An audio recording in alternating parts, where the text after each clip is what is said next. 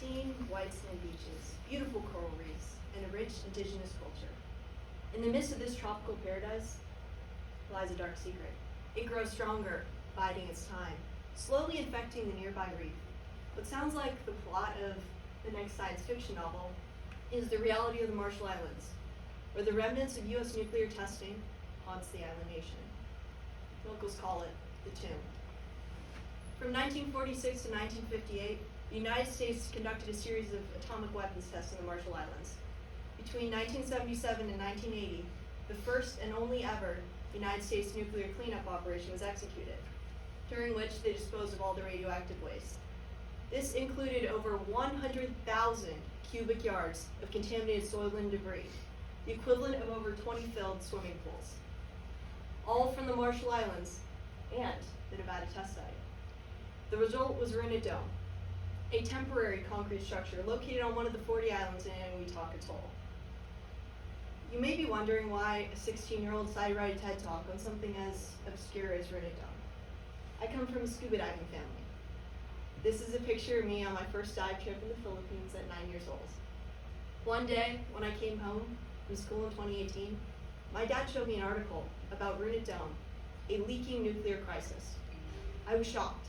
I formed a club in my 5th, 6th grade combo class to try and solve this crisis. We did research and I dragged my friends to lunch meetings. We didn't get very far, of course, but the idea stuck with me that Runit Dome could be the greatest environmental disaster the world has ever seen. First, I will talk about how the Marshallese Islanders were relocated and then exposed to high levels of radiation during the testing. Secondly, I will illustrate the untold story of the betrayal and suffering of U.S. servicemen. And lastly, I will talk about why very soon you will need a radiation suit in order to surf in San Diego. I'll take you back in time. The year is 1954. This is Nergie Joseph. She was 7 years old. Little did she know her life was about to change. She wakes up on March 1st to an alarming sight, 2 suns in the sky. The second one quickly disappears, and in its place falls snow. Little does her village know this is the fallout from Castle Bravo, an atomic bomb 1,000 times as powerful as Hiroshima. 2 days later, the United States arrives to evacuate the Marshallese Islanders, but it's too late. Their hair is falling out in clumps, their skin burns, and they're throwing up everything they eat. Radiation poisoning. They're forcibly returned to their homes 3 years later to be human guinea pigs. The results? Catastrophic. Cancer, miscarriages, and birth deformities skyrocket. Jellyfish babies are not uncommon. A birth defect where children are born without bones and with translucent skin. Nergie is one of the lucky ones, a survivor of the first and only U.S. hydrogen bomb.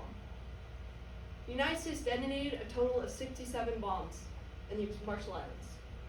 Where there once was islands lie huge craters surrounded by brown, radioactive lagoons. For those of you who aren't atomic physicists, plutonium-239 has a half-life of 24,100 years. This means for the thousands of people forcibly displaced by U.S. nuclear testing, they can never return to their homeland. All right, guys, we have a nuclear cleanup to do. Everybody make sure to grab your shorts and sandals because the U.S. government won't provide any protective gear. Now I want you to reach under your chairs. If there's a ticket, I'd like to congratulate you. Hold them up because you survived. We got 1, 2, 3.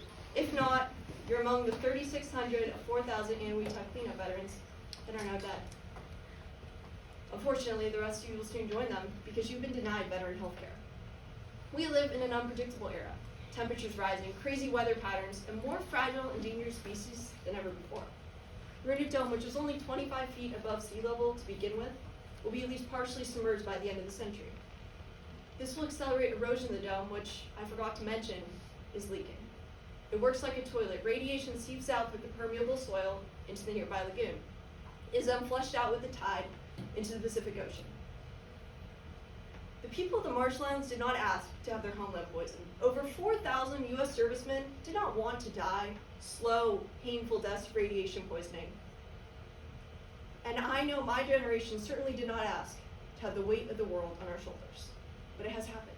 As Americans, we must work to amend the mistakes of the past and create a brighter future for everyone. We must aid the Marshallese Islanders and provide financial reparations, give the remaining veterans the free health care they deserve, and find a permanent solution for Runit Dome before it pollutes the entire Pacific Ocean. Otherwise, the only tomb will be our own. Thank you.